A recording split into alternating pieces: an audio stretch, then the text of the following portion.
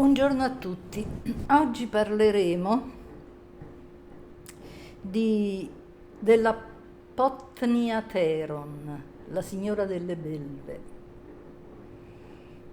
La Potnia Theron era la signora delle belve, cioè la dea della natura selvaggia. La natura è selvaggia. Poi noi umani abbiamo effettuato un condizionamento su di lei, su di essa, ma la natura di per sé è selvaggia. E c'è una cosa molto simpatica che ho notato, ed è che la dea è rappresentata in vari modi, ma sempre in compagnia di animali selvatici, di belve, talvolta anche di tori e anche di mucche, per significare che spazia nei diversi ambiti. Però le immagini più arcaiche hanno una dea con due animali, in mezzo a due animali, in genere pantere o leoni secondo la zona, che la guardano perché sono riferiti a lei. Successivamente i due animali sono dall'altra parte, non la guardano, guardano all'esterno, e questo è l'evoluzione della mente umana, cioè la mente che prima guarda dentro e poi guarda fuori, e prima è volta quasi esclusivamente dentro e un po' ignora l'ambiente, o almeno lo guarda poco. Dopo guarda molto l'ambiente e guarda poco dentro. È quello che è avvenuto nella storia dell'umanità. La dea selvaggia è molto diversa dalla Madonna cristiana, per esempio, no? Perché ha avuto, se prendiamo la dea Ishtar, che è praticamente una Potnia Theron, cioè una signora delle belve, sta in piedi nuda, con i due piedi poggiati su due leoni, stupenda.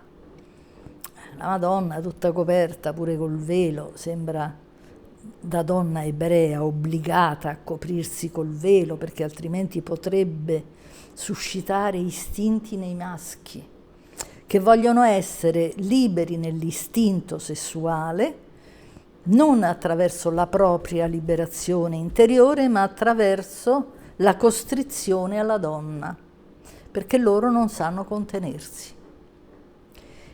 Guardate che il principio della continenza fu uno dei maggiori principi della civiltà romana, i quali si davano anche a degli eccessi, però la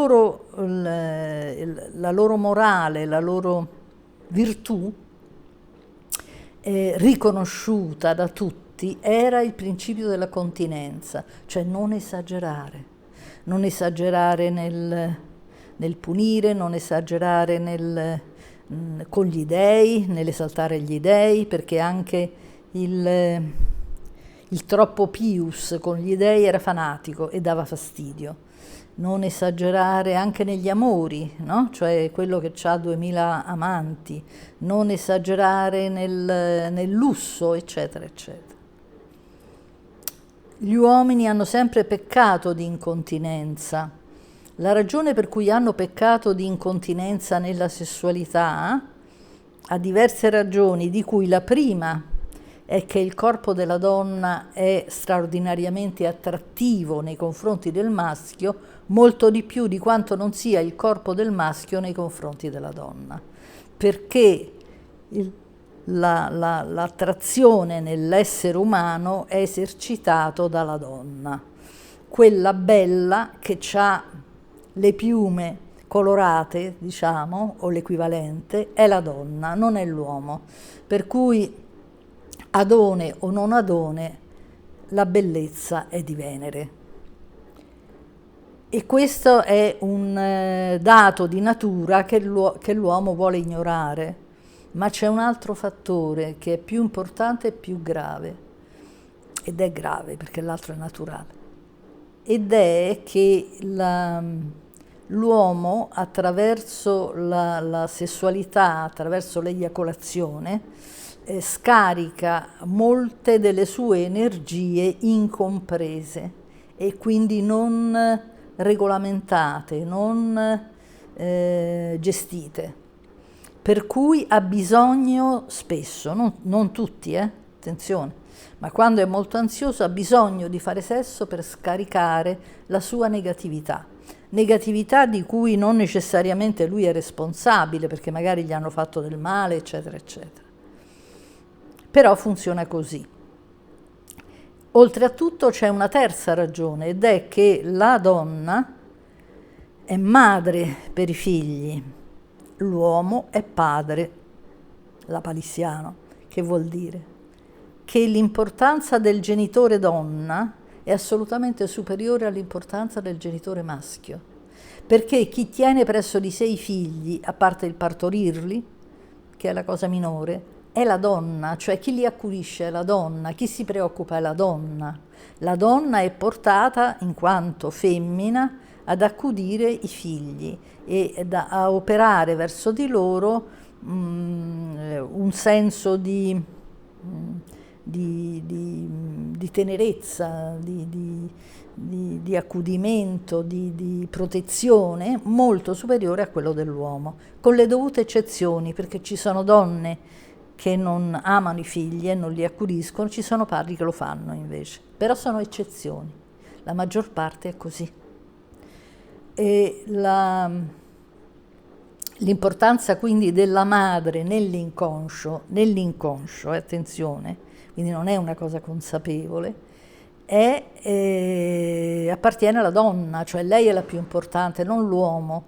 Per cui quando da adulti noi ricerchiamo in fondo un genitore, sì, ebbene è così, noi ricerchiamo sempre un genitore, rassegnatevi perché è così.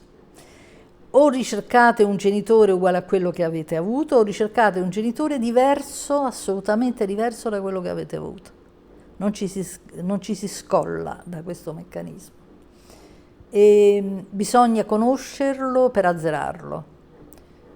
Dicevo, è più facile che una donna si stacchi da un uomo che non un uomo si stacchi da una donna. Vale a dire che la dipendenza fra i due sessi, che c'è fra tutti e due i sessi, è molto maggiore quella dell'uomo nei confronti della donna che non quella della donna nei confronti dell'uomo. Prova ne sia il femminicidio.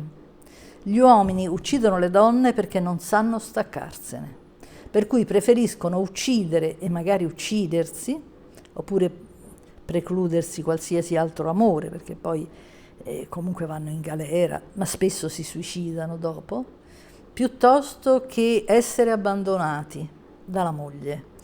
Molto difficile che una donna uccida un uomo in quanto abbandonata. Rarissimo, quasi inesistente, perché la donna soffre come un cane, ma poi si riabilita, perché ha 1000 esperienze nella sua vita di forza interiore, perché deve accudire i figli, perché è abituata ad accudire la casa, perché è abituata a fare tante cose, è abituata a lavorare. Ma torniamo alla Potnia Theron. Se noi riusciamo a comprendere la Potnia Theron, ve lo dico perché questo non è un esercizio di cultura, è di comprensione. Noi capiamo che la natura selvaggia ha un suo spirito indomabile che noi non possiamo cambiare. E in questa natura si avventurano diverse essenze, diversi enti,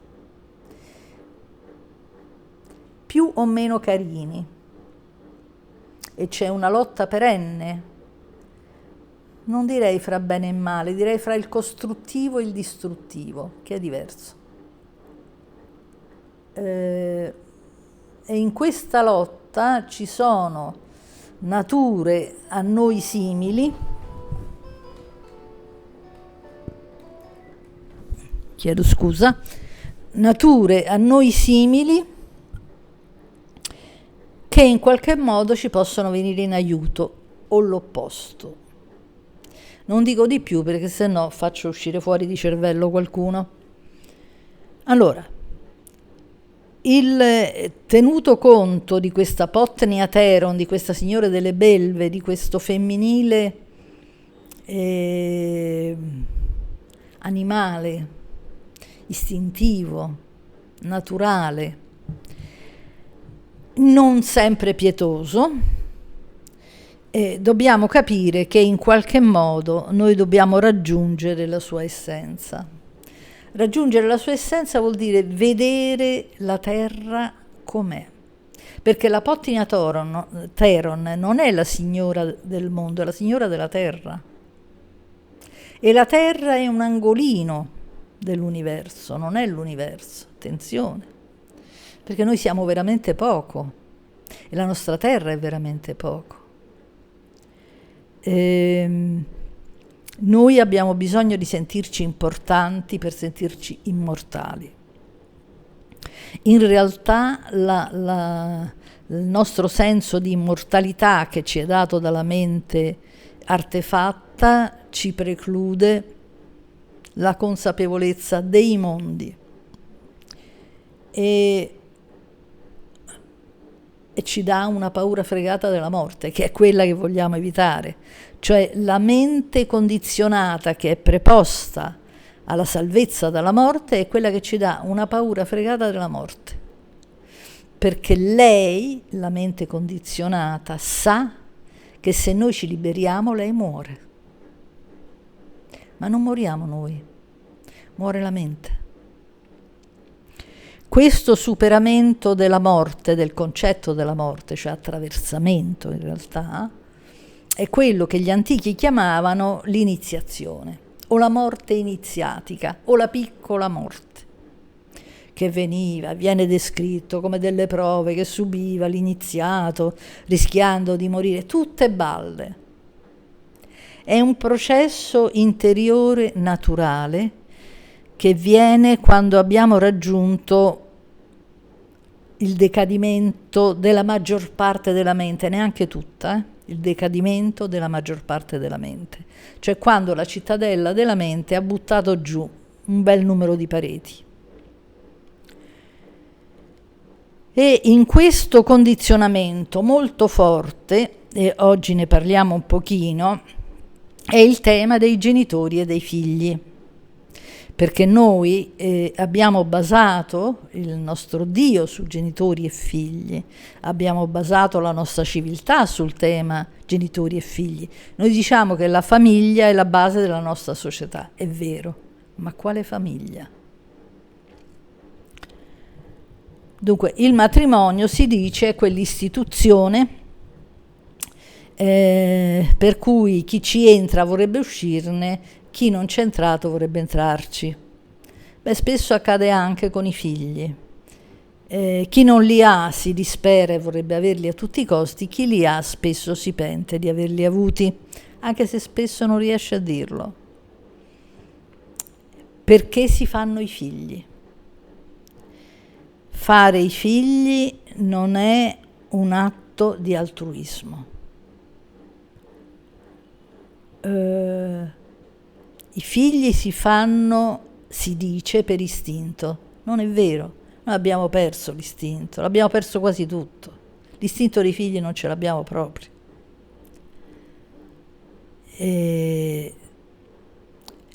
Noi facciamo i figli perché vogliamo costituire una famiglia, la donna, perché chi desidera i figli soprattutto è la donna, l'uomo molto meno.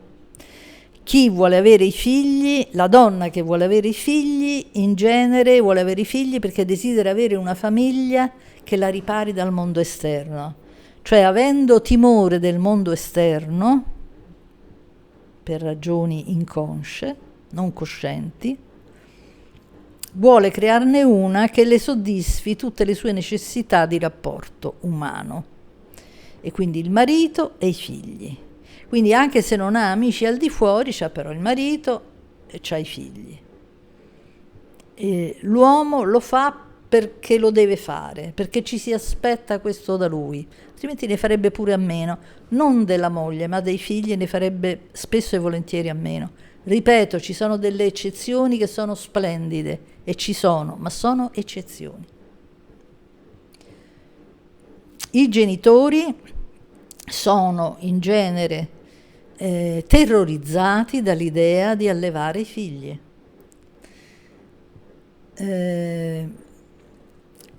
Diceva a suo tempo Pannella, nel capo dei radicali, che noi alleviamo i figli maschi con la paura che siano froci, mi si perdoni il termine, ma è banalizzato proprio per far capire quanto è banale questo concetto, e le figlie con la paura che siano puttane, il che è vero. Non sono le uniche paure, ma ci sono. Noi vediamo figli piccoli, bambini, se sono maschi scorazzano, urlano, fanno l'indecente, a me non dispiacciono, anche così, però non fanno la stessa cosa le femmine, in parte per carattere, perché la femmina è più riflessiva, in parte è perché viene educata in modo più severo, in quanto l'aggressività è preclusa alle femmine, mentre viene fortificata nei maschi. Ma su questo sono stati scritti tanti libri, per cui non vorrei approfondirlo, no? Questa è una cosa un po' nota, insomma. Vorrei far capire che amare i figli è una cosa molto difficile. Noi,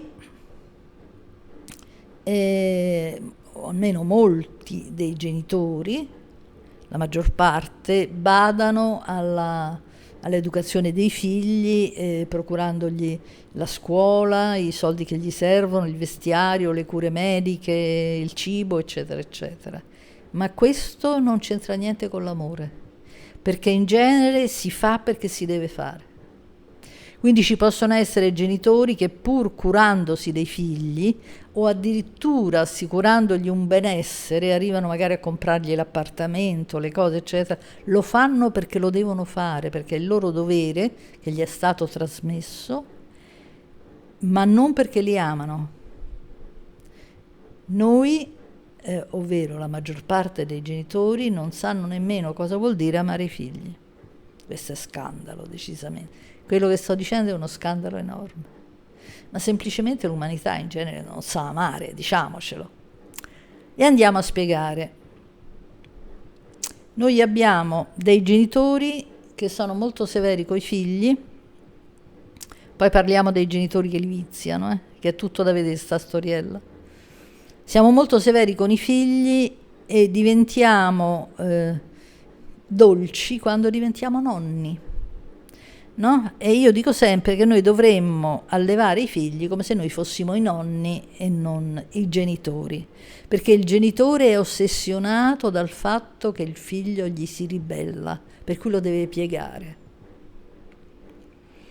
In realtà il figlio, se è amato dal genitore, non solo non si ribella, ma ci tiene tantissimo al genitore, sia per amore, ma sia anche perché la protezione gli piace, la cerca, la vuole. Noi in genere non capiamo le necessità dei nostri figli, perché scambiamo le nostre necessità o le necessità avute da bambini con le necessità dei figli. I figli sono sempre diversi da noi. Noi non siamo i nostri figli. Noi non conosciamo i nostri figli. Noi dobbiamo imparare a conoscere i nostri figli. Noi mettiamo al mondo degli estranei e dovremo chiedergli: chi sei? Come ti chiami? Sto scherzando. Ma dovremmo chiedergli: cosa pensi? Cosa provi? Qual è il tuo stato d'animo? Che opinioni hai? Cosa pensi che ti serva nella vita? Quali sono le tue cose importanti nella vita? E non glielo chiediamo mai. Quando torna da scuola, semmai gli diciamo: adesso mi racconti quello che hai fatto a scuola. E ci sono figli terrorizzati dall'idea di dover raccontare quello che è successo a scuola. E sono terrorizzati soprattutto perché sanno che i genitori hanno un determinato canone per cui in certe occasioni gli diranno: vedi, qui hai sbagliato. Perché in genere i genitori non sono dalla parte dei figli. A questo punto una massa di gente mi può dire: no, non è vero il contrario.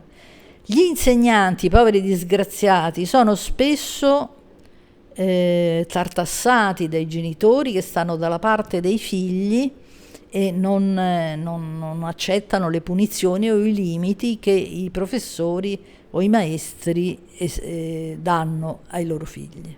È vero, è verissimo, è vero anche questo, ma è un'altra cosa.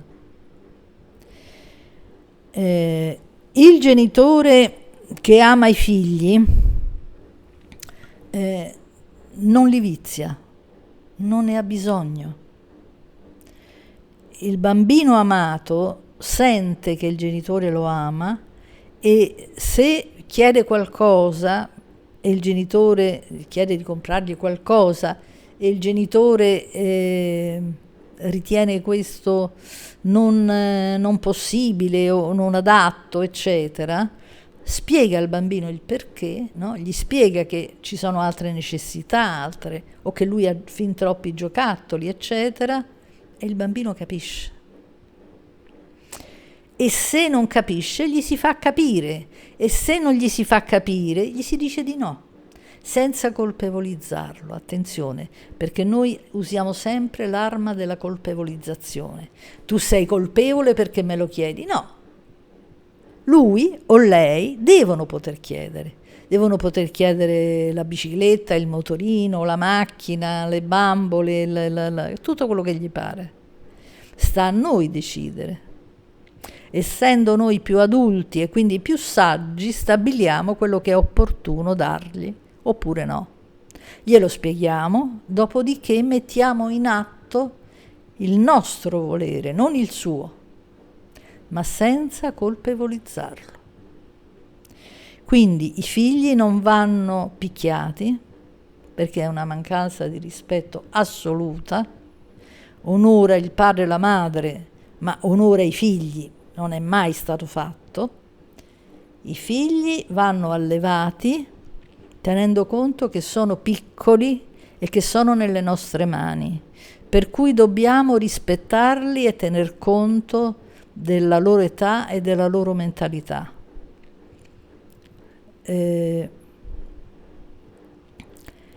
Volere bene ai figli è anche permettergli di distaccarsi da noi, cosa che noi facciamo poco. Intendiamoci, noi italiani siamo mammoni, ok, però è anche vero che rispetto ai popoli del nord Europa o altrove nei popoli anglo-americani, noi siamo più caldi, noi siamo più amorosi nei confronti dei figli. E l'idea che c'è nell'Europa del Nord è che il figlio a 18 anni deve per forza andarsene da casa, non la condivido affatto. C'è un figlio che se ne può andare a casa pure a 16 anni. Ci sono dei figli che hanno più bisogno di restare coi genitori, per una questione di carattere e per una questione di opportunità. Il figlio che resta coi genitori ha bisogno di protezione, ha bisogno di essere amato. Bisogna quindi educarlo alla libertà, facendogli capire che è molto amato dai genitori e che può trovare anche al di fuori questo amore. Ma sbatterlo fuori di casa perché ha fatto i 18 anni lo trovo di una crudeltà estrema. E cosa succede al ragazzino che non è pronto a 18 anni ad andarsene? E la stragrande maggioranza non è pronto. Succede che per poter funzionare, per poter vivere, per poter sopravvivere, chiude tutti i suoi sentimenti e diventa una mente pensante. Cioè anestetizza la propria sensibilità e quindi il suo sentire e quindi il suo sentimento e va all'esterno con una mente disanimata. Per cui si getta sul lavoro, certo, però poi non riesce ad avere un sano rapporto con i suoi amici o con l'altro sesso, non riesce ad lasciarsi andare, non parla mai di sé, non vuole saperne di problemi, non vuol saperne dei problemi suoi e non vuol saperne dei problemi degli altri. Non prova tenerezza. È asettico, è disanimato.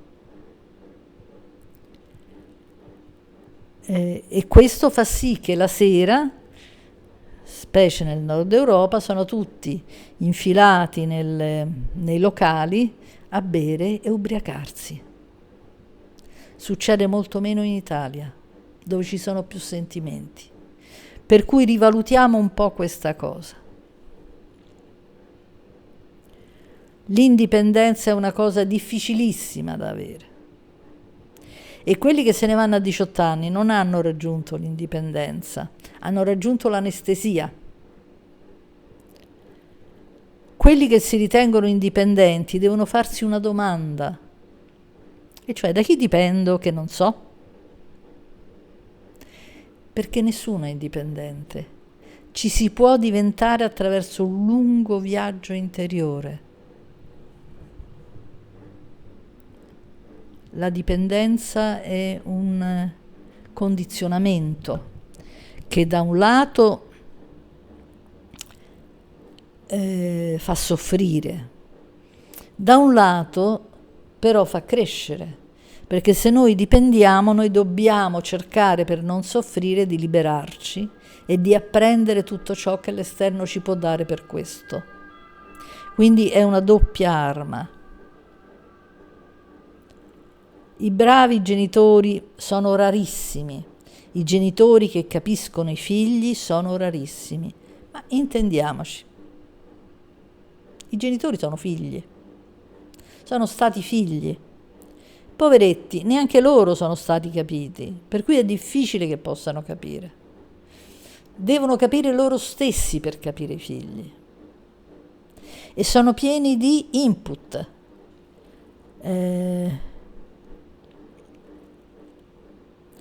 Ricordo una donna che mi disse: io tutta la vita ho fatto la forte, sono andata avanti con sforzi di volontà notevoli, io dovevo studiare, laurearmi, trovare lavoro, trovare marito, comprarmi la casa e fare un figlio.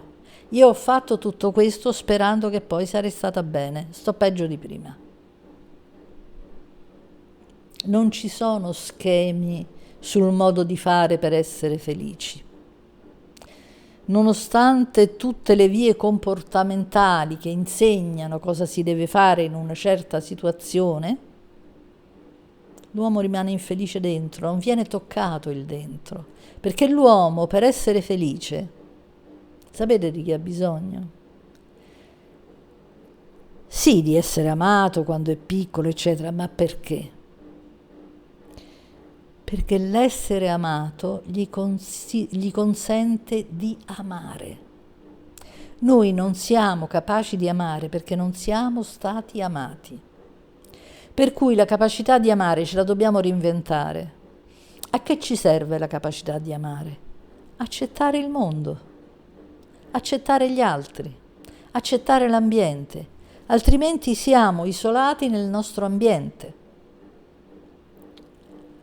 Accettare l'ambiente è fare pace fra sé e gli altri. E gli altri, se noi accettiamo l'ambiente, lo sentono, perché li accettiamo così come sono. Attenzione.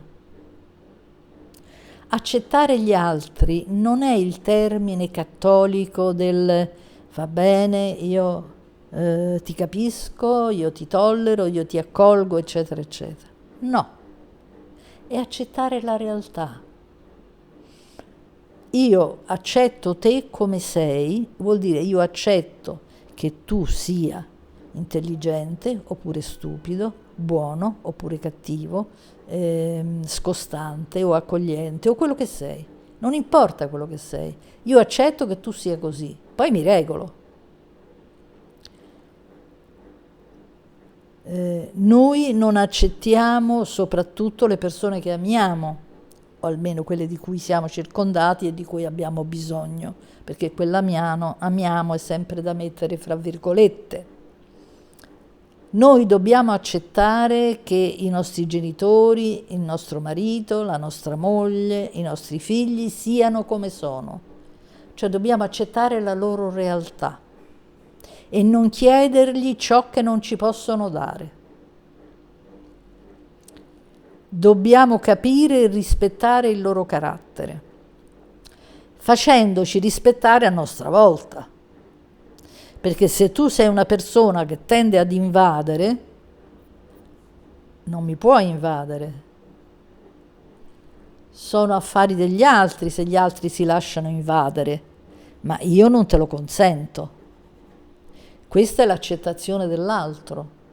Io so che sei così e non ti consento di essere così, ma non ti faccio la predica. Ecco, questa è l'accettazione. Non ti faccio la predica, mi oppongo a che tu mi invada. Se tu vuoi guardare la mia corrispondenza, io te lo impedisco. Oggi si guarda il telefonino. Io te lo impedisco perché la mia privacy è naturalmente rispetto alla tua.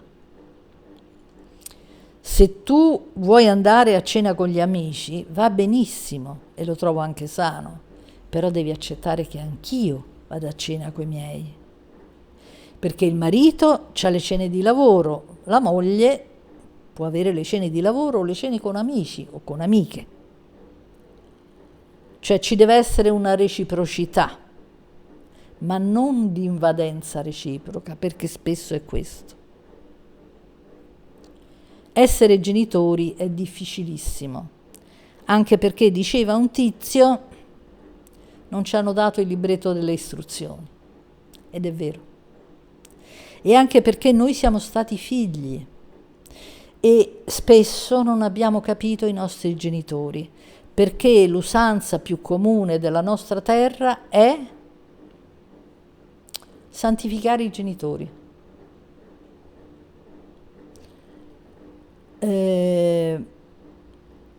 Se muoiono poi diventano benedetti, ultrasanti, eccetera, eccetera. Sono stati buonissimi, sono stati bravissimi. Sì, mio padre mi picchiava, ma io sono cresciuto bene e come vedete sono vivo e non sono morto. Tuo padre ti picchiava? Tu hai tanta rabbia dentro, perché i bambini picchiati dentro conservano una grande rabbia che non tirano fuori, fanno finta che gli è andata bene, perché la loro mente li adatta in questo modo distruttivo, non costruttivo, perché c'è un adattamento costruttivo e un adattamento distruttivo. Quando siamo piccoli noi abbiamo bisogno di un adattamento che corrode la nostra anima, perché siamo piccoli e non possiamo ribellarci. E quindi a suo modo è anche costruttivo, ma corrode la nostra anima, in questo senso è distruttivo, ma ci deve essere, altrimenti non campiamo. Però da adulti noi dobbiamo capire che forse i nostri genitori non sono santi, che forse non ci hanno capiti, che forse siamo molto arrabbiati con loro e ci sfoghiamo con gli altri. Cosa ha a che vedere tutto questo con la magia? Attenzione, la magia è la potniateron, non è la mamma, anche se è pure mamma, però è la signora delle belve. Avvicinarsi alla magia è un rischio che deve essere molto ponderato. Avvicinarsi alla natura è un rischio che deve essere molto ponderato. La potniateron ha due volti, uno costruttivo e uno distruttivo. Gli antichi, gli alchimisti, la descrivevano, la raffiguravano come un drago. Lo sapevate che il drago in realtà è l'emblema della natura magica? Non lo sapevate, non lo sa quasi nessuno. e ce n'era una con le ali e una senza ali. La descrivevano come un cerchio, no? Che a volte veniva sostituito con l'uroboro.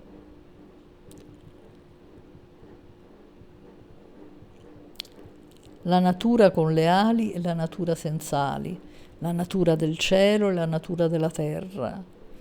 La natura con le ali era la parte non angelica ma distruttiva. Infatti i draghi hanno le ali, mentre la natura senza ali, che è quella più serpentiforme, è quella più costruttiva, è quella a cui bisogna avvicinarsi. Noi abbiamo sempre collegato le ali a qualcosa di buono perché è angelico. In realtà chi ha ali spesso è la mente, perché la mente si stacca, vola.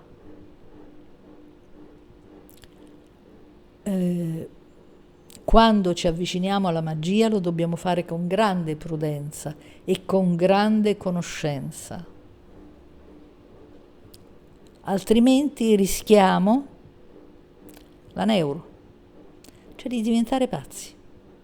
Lo dicevano gli antichi, attenzione, si può morire di paura o si può morire di follia. I due pericoli erano la paura e la follia. La paura, l'infarto, la follia, eccetera. Toccare la magia è pericoloso, ma è pericoloso se non si conosce. Se si conosce, non è più pericoloso. Ci vuole cautela, sempre, sempre, sempre. Ma ci vuole conoscenza. Perché ci sia la cautela, occorre che ci sia la conoscenza. Arrivederci a tutti.